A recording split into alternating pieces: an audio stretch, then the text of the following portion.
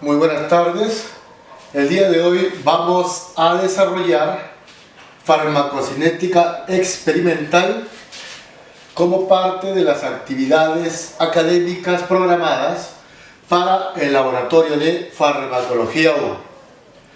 ¿Qué conceptos debemos de tener en cuenta para lograr los objetivos de aprendizaje del día de hoy? Es que cada uno de ustedes conozcan el proceso de liberación, absorción, distribución, metabolismo y excreción. Asimismo, debemos de conocer cuáles son los factores que pueden influir sobre el proceso farmacocinético, específicamente el proceso de absorción. ¿Qué materiales, equipos y reactivos vamos a emplear el día de hoy? Vamos a utilizar como modelos experimentales ratones de pesos de no menor de 30 gramos. Vamos a utilizar como agentes farmacológicos solución de pentobarbital al 0,4%, éter etílico, solución de adrenalina a la concentración de 1 miligramo por mililitro, una solución de gelatina al 15% y finalmente agua destilada. Recordemos entonces los procesos de liberación, absorción, distribución, metabolismo y excreción. Como ya sabemos, el proceso de liberación también es conocido como proceso preabsortivo, el cual se caracteriza porque va a preparar al fármaco para que él pueda acceder al torrente sanguíneo gracias al proceso de absorción. Pero esto se realiza dependiendo de la forma farmacéutica bajo 3 procesos: el proceso de desintegración, desagregación y disolución. Lo que trae como consecuencia que este proceso de liberación va a caracterizarse porque se realiza en un tiempo determinado. Cuando el fármaco ya se encuentra listo y preparado en estado de solución, automáticamente se inicia el proceso de absorción, que es el primer proceso farmacocinético caracterizado porque es el responsable de que el principio activo acceda al torrente sanguíneo. Eso implica entonces de que este principio activo tiene que atravesar barreras, de tal manera que se garantiza la biodisponibilidad del fármaco, es decir, presencia en la circulación. ¿Ok?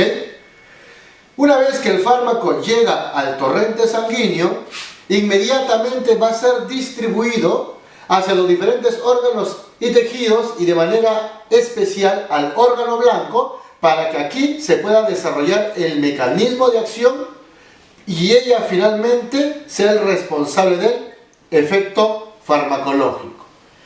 Pero este proceso se realiza gracias a una proteína plasmática denominada albúmina, el cual tiene por finalidad transportar al fármaco hacia los diferentes tejidos gracias al torrente sanguíneo.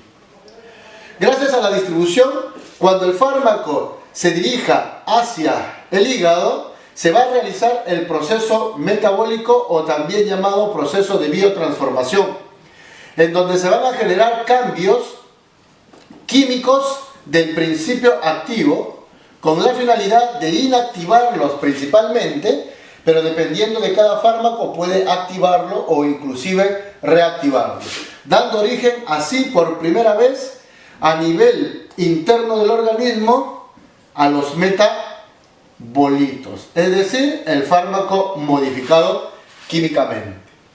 Este metabolito retorna al flujo sanguíneo y finalmente el fármaco y un alto porcentaje de dichos metabolitos pasarán por el proceso de excreción, que no es más que la eliminación del principio activo, pero sobre todo de los metabolitos, con la finalidad de que se pueda eliminar el agente extraño que ingresó, en este caso el xenobiótico, es decir, el fármaco.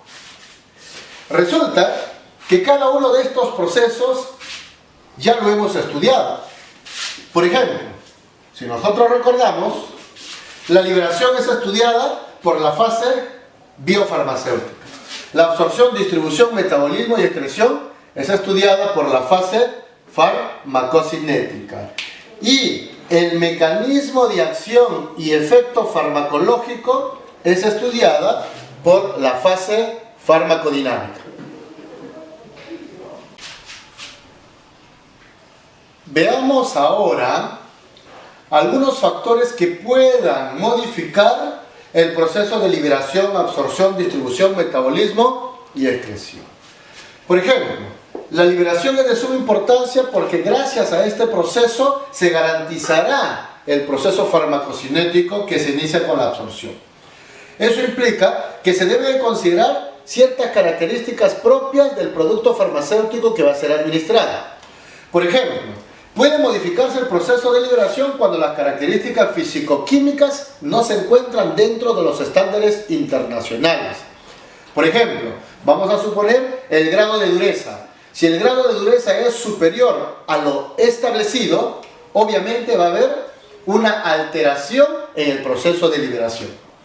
La velocidad de disolución que debe de tener el fármaco debe de ser el adecuado para que se diluya, ya sea en el jugo gástrico o en el jugo intestinal. El tiempo de desintegración. Si tiene mayor tiempo de desintegración, es muy probable que la liberación no se dé óptimamente, por lo tanto, el afectado será indirectamente el proceso de absorción. ¿Ok? Veamos ahora algunos factores que pueden modificar el primer proceso farmacocinético. Uno de ellos es la vía de administración. Es decir, dependiendo de la vía de administración, cambiará notablemente el proceso de absorción.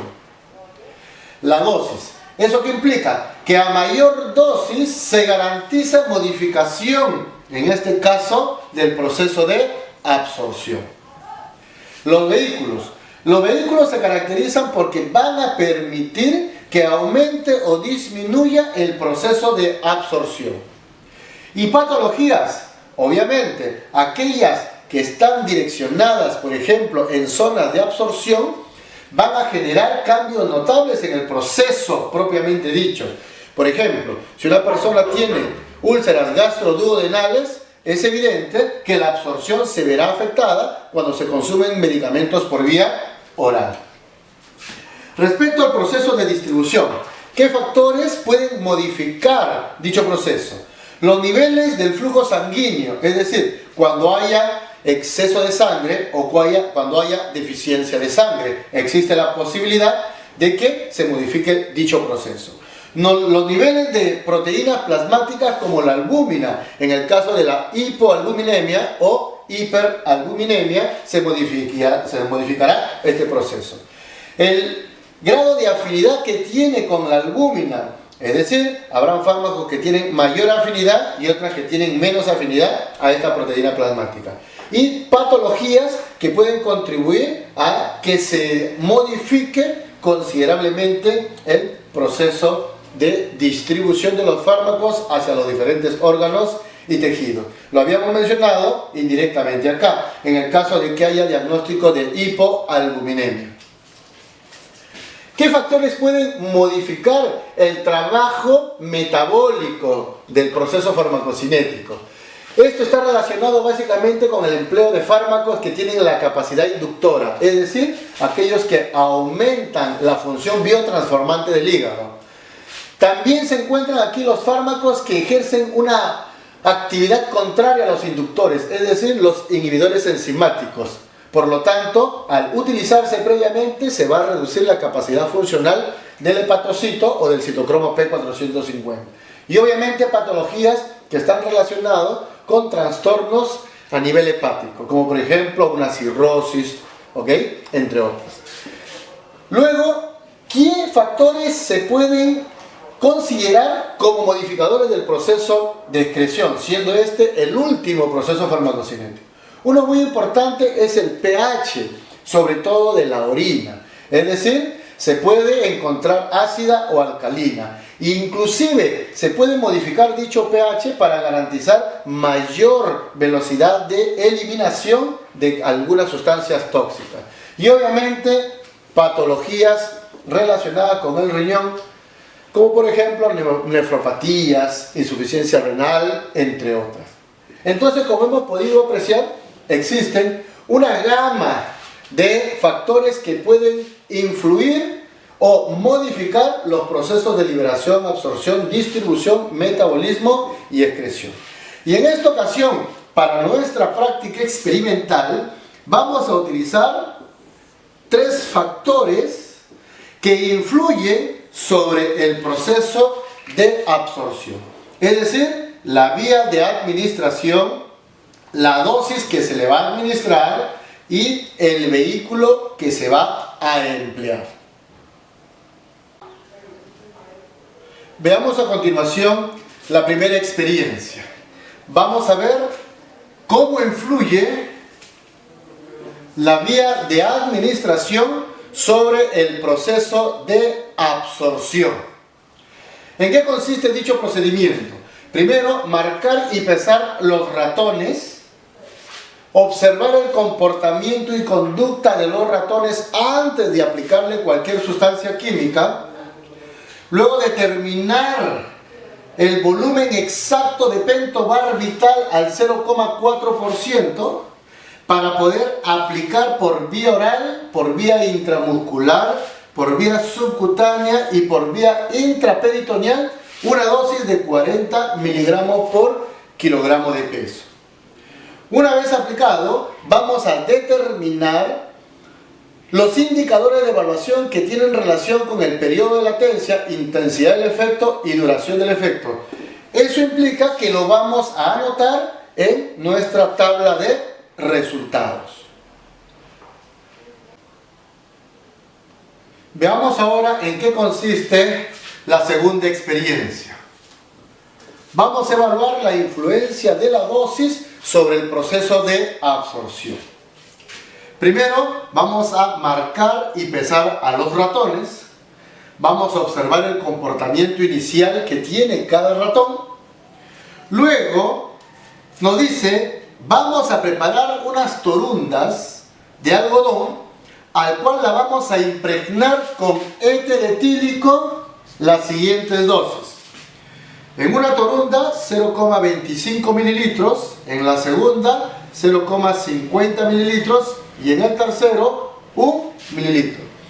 Y colocarlo dentro de un beaker invertido donde se encuentra el ratón, para posteriormente observar y anotar nuestros resultados. Esquemáticamente, más o menos, ¿cómo sería? Si él representa a nuestra torunda de algodón, aquí hay que impregnarlo con la ayuda de la jeringa, la dosis correspondiente, en este caso, de éter etílico. ¿Estamos de acuerdo? Una vez humedecido previamente, ya debemos de tener el beaker sobre la mesa en forma invertida. Y dentro de él tiene que encontrarse el ratón. ¿Ok? Luego, ¿qué hacemos? Una vez impregnado con el éter etílico, la vamos a introducir dentro del beaker de tal manera que dicha torunda va a empezar a liberar los vapores, en este caso, de éter etílico. Por lo tanto, por vía aérea, el ratón va a entrar en contacto con él, va a absorberse, va a dirigirse su órgano blanco a su diana molecular, ejercerá su mecanismo de acción y luego el efecto. Es decir, el efecto final será la sedación, porque el éter etílico estaría actuando como un anestésico general. Es decir, generar una acción neurodepresora sobre el ratón. Veamos ahora la tercera experiencia. ¿En qué consiste la parte procedimental? Vamos a evaluar la influencia del vehículo sobre el proceso de absorción a nivel experimental. Primero, marcar y pesar los ratones. Luego, observar el comportamiento y conducta de cada ratón.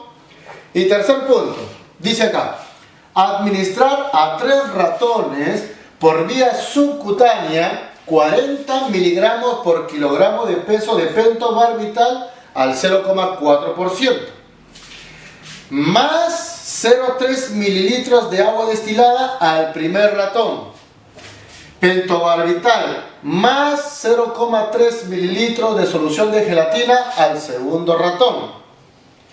Y finalmente al tercer ratón le corresponde pentobarbital más 0,3 mililitros de solución de adrenalina. ¿Eso qué significa? Que vamos a utilizar 3 ratones y al primero le vamos a aplicar pentobarbital más agua, al segundo pentobarbital más gelatina y al tercero pentobarbital más adrenalina. Una vez inyectado, vamos a esperar el tiempo necesario para observar efectos y anotar en nuestra tabla correspondiente. Es decir, si yo tengo aquí mi jeringa, necesito que esta jeringa contenga el volumen de pentobarbital que voy a determinar a través de los cálculos matemáticos. Y en esa misma jeringa, ojo, en la misma jeringa tengo que cargar 0,3 mililitros del vehículo correspondiente. Es decir, para el primer ratón será pentobarbital y agua. Segundo ratón, pentobarbital y gelatina. Y por último, pentobarbital y adrenalina. En la misma jeringa para luego ser aplicado por vía subcutánea. Veamos a continuación los resultados obtenidos en cada experiencia. Para el primer caso se ha utilizado 4 ratones, se ha determinado su peso y el volumen de administración del pentobarbital. Se le ha aplicado por vía oral 0,37 mililitros al ratón blanco, por vía intramuscular 0,39 mililitros al ratón cabeza, 0,38 mililitros de pentobarbital al ratón lomo por vía subcutánea y finalmente al ratón cola 0,36 mililitros por vía intraperitoneal. Luego de dicha administración se han evaluado nuestros indicadores, el periodo de latencia, intensidad del efecto y duración del efecto, obteniéndose tiempos. Por ejemplo, en el primer caso, la administración oral nos arroja como resultado un periodo de latencia de 7 minutos con 27 segundos, una intensidad del efecto con 16 minutos y 54 segundos y una duración de 33 minutos con 15 segundos. El segundo, un periodo de latencia de 1,57 segundos, una intensidad del efecto de 4 minutos con 29 segundos y una duración del efecto de 30 minutos con 20 segundos. El tercero, un periodo de latencia de 3 minutos con 18 segundos, una intensidad del efecto a los 5 minutos con 53 segundos y una duración de 31 minutos con 5 segundos. Y por último, la vía intraperitoneal nos da el siguiente resultado. Un periodo de latencia de 1 minuto con 20 segundos, una intensidad del efecto a los 3 minutos con 48 segundos y una duración de 29 minutos con 10 segundos. ¿Ok? Entonces, como hemos podido evidenciar, aquí encontramos los tiempos que forman parte de los resultados, el cual necesitan ser analizados. ¿Estamos de acuerdo? Perfecto. Veamos en la experiencia número 2. Para eso se ha utilizado éter etílico. ¿Ok? Eso significa entonces que al primer ratón llamado blanco, al entrar en contacto con 0,25 mililitros de éter etílico dentro del beaker, ha arrojado un periodo de latencia de 57 segundos, una intensidad de 64 segundos y una duración de 10 segundos. ¿Ok? El ratón cabeza, que pesa 37,9 gramos, se le ha impregnado en su torunda medio mililitro, de tal manera que la acción farmacológica del dicho éter hace posible que se obtenga un periodo de latencia de 38 segundos, una intensidad de 44 segundos y una duración de 17 segundos. Y por último, el ratón lomo va a sufrir la acción de 1 mililitro de fármaco impregnado en la torunda, obteniéndose un periodo de latencia de 20 segundos, una intensidad de 25 segundos y una duración de 22 segundos. Como pueden apreciar, en este caso, los efectos están determinados por los tiempos, y estos tiempos en comparación a la primera experiencia solo son segundos, lo que trae como consecuencia que en esta experiencia por vía aérea rápidamente el fármaco accede al torrente sanguíneo e inmediatamente va a ser distribuido al sistema nervioso central para generar su acción neurodepresora, de tal manera que requieren solo de segundos para poder actuar y generar su efecto. Sin embargo, ustedes se pueden dar cuenta que la duración del efecto también es inmediato. ¿Eso qué significa? Recuerdan que dentro del beaker está el ratón y la torunda impregnada con éter. Una vez que se inicia el efecto, que es el periodo de latencia, y cuando se da la máxima intensidad, es decir, cuando está completamente sedado el ratón, se retira automáticamente el beaker y la torunda. Por lo tanto, el animal empieza a oxigenarse y a través de la respiración va a ser eliminado el éter etílico y va a ser compensado por el oxígeno, razón por la cual el tiempo de duración del efecto es mínimo. ¿Por qué? Porque el fármaco se está excretando rápidamente por la misma vía por la cual se ha absorbido. Veamos ahora los resultados obtenidos en la experiencia 3, en donde se emplea en esta ocasión vehículos. Tenemos aquí 3 ratones, sus respectivos pesos. Mediante los cálculos matemáticos hemos determinado el volumen de administración de pentobarbital, ¿ok? Y a este volumen se le ha añadido en una misma jeringa 0,3 mililitros de agua destilada para el ratón blanco, 0,3 mililitros de gelatina para el ratón cabeza y 0,3 mililitros de adrenalina para el ratón lomo. ¿Por qué vía se le ha administrado a cada uno de ellos? Por vía subcutánea. ¿Estamos de acuerdo? Y eso nos da los siguientes resultados. Periodo de latencia del primero, es decir, empieza a perder el equilibrio el ratón blanco a los 4 minutos con 28 segundos. El ratón cabeza a los 6 minutos con 37 segundos. Y el ratón lomo a los 3 minutos con 16 segundos. ¿Eso qué significa? Que los 3 animalitos empiezan a perder el equilibrio, lo que trae como consecuencia que la acción farmacológica se acaba de iniciar, por lo tanto se está observando los primeros efectos. ¿Ok? Pero veamos la segunda columna, que representa al indicador llamado intensidad del efecto. No se evidencia intensidad del efecto para el ratón blanco cuando se utiliza pentobarbital más agua destilada. Para el ratón cabeza que utiliza pentobarbital y gelatina, a los 8 minutos con 53 segundos queda totalmente sedado el ratón. ¿Ok? Y para el caso del ratón lomo que ha recibido pentobarbital más adrenalina, 1 minuto y pico después se queda totalmente sedado. ¿Ok? Perfecto. Sin embargo, el primero no tiene intensidad del efecto. Si no tiene intensidad del efecto, significa que nunca llega a la sedación. Por lo tanto, no se puede evaluar el tiempo de recuperación o duración del efecto. Sin embargo, veamos en el segundo caso. Para la gelatina, ha utilizado aproximadamente 32 minutos con 18 segundos para que actúe el fármaco.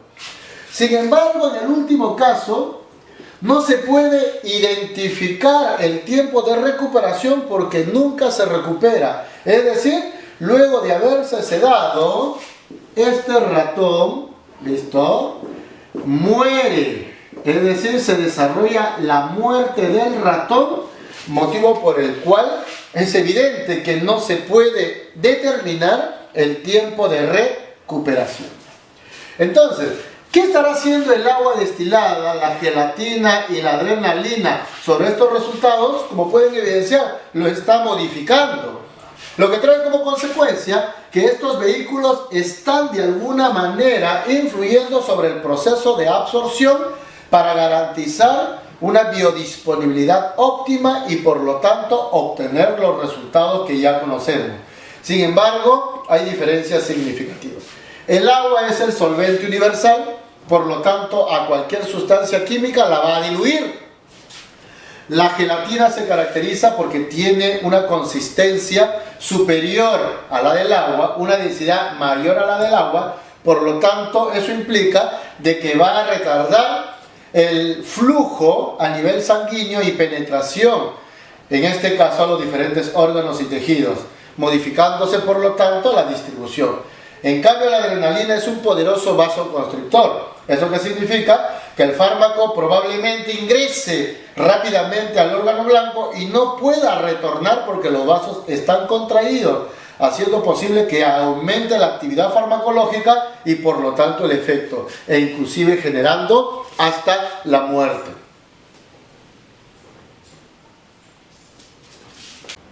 Muy bien, entonces hemos podido evidenciar de que existen muchos factores que pueden modificar el proceso de absorción. Uno de ellos es la vía de administración y lo hemos determinado de manera experimental. Segundo es la dosis que se emplea. Y tercero, el vehículo. Entonces, queda como parte de la investigación desarrollar el informe que todos ustedes ya tienen para que puedan hacer la discusión de los tres resultados. ¿Estamos de acuerdo? Una vez discutido, es decir, explicado con fundamentos teóricos, van a sacar conclusiones de las tres experiencias. ¿Ok? Y finalmente, responder el cuestionario que se encuentra en la parte final de dicha sesión de aprendizaje. ¿Estamos de acuerdo, chicos? Muy bien. Muchísimas gracias por su atención.